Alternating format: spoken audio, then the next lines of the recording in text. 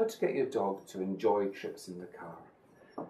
It's very common for dogs to get upset in the car. They either get very excited or very frightened, maybe they bark a lot, or maybe they get sick. There's a number of things that go wrong with dogs in the car. So what I'm going to do today is give you a few tips.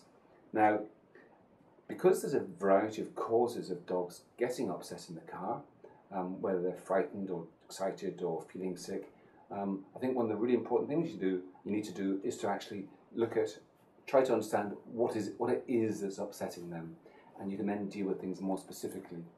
But today I'm going to talk to you just about some general tips that will help all causes of dogs getting upset in the car. So, first of all, take your dog for a long walk before any journey. This is really helpful. So your dog is then tired and relaxed and more likely to want to lie down and just chill out rather than getting excited. So that's a simple tip that anybody can do. The next thing you should do is start your dog when they're very young with short trips in the car. So as soon as you get a puppy, when they're just 8 or 9 weeks of age, even before they're fully vaccinated, it's very safe just to take them in the car for short journeys. That means just around the block, it means down to the shops, it means to the local supermarket. Short journeys, so they get used to the idea of that. And I think one of the things you should do from the very start is realise that you should put your dog where you want your dog to be when they're older. So don't have them in your arm, like this dog Kiko is in my arms. It's tempting to have a puppy in your arms, but don't do that. Instead of that, create a space for her in the car where she's going to be. And that often will mean like a dog cage, with maybe some blankets in, and maybe a favourite chew toy, and maybe they go in there then, and that's where they go from the very start. Then they get used to that, and that becomes the routine. So doing that frequently, short trips when they're very young, is very helpful. And you should also mix the type of trips that you do.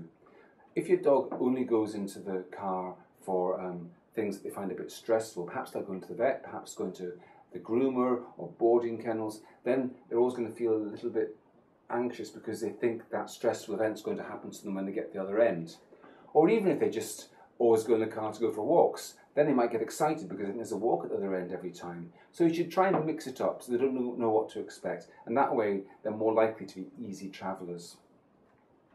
And then the last thing to mention today is do be careful about motion sickness. The typical thing would be a dog might be fine for 5 minutes, but then they start to drool, start to salivate, and then a short while later, then they're actually sick. So what can you do about that? Well, the first thing is don't feed them before a journey, okay? If they've got a full stomach, they're more likely to be sick. So don't feed them, fast them for a couple of hours before any journey. And you can try some simple tricks, like putting brown paper up on the windows so they can't actually see the world whizzing past. That can upset some dogs. And if you're still having problems, what you should do is go to your vet, and they can give you medication that will help get your dog over that motion sickness. And most dogs, as they get used to travelling in the car and become more familiar with it, then they lose that sense. Now, we're going to have a few more tips next week on travel sickness, perhaps for those cases where what I said doesn't help and where you still have problems. And if you click on the links below, you'll find some more tips there as well.